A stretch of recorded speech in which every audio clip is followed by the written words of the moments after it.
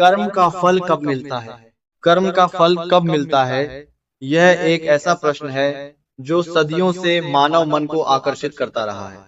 भारतीय दर्शन के अनुसार हर कर्म का फल अवश्य मिलता है, लेकिन उसका समय निश्चित नहीं होता।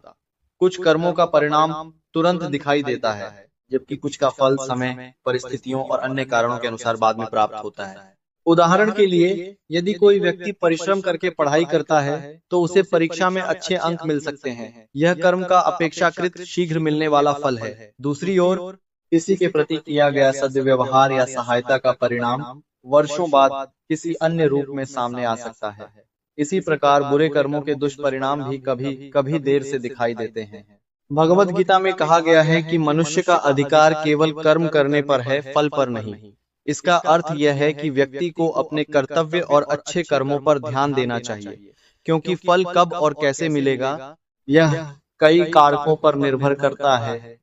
कभी कभी फल उसी जीवन में मिलता है, जबकि कुछ दार्शनिक मत इसे अगले जन्मों से भी जोड़ते हैं।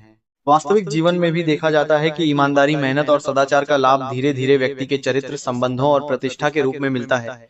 वहीं आलस्य, छल और अन्य गलत कार्य अंततः समस्याओं और दुख का कारण बन सकते हैं।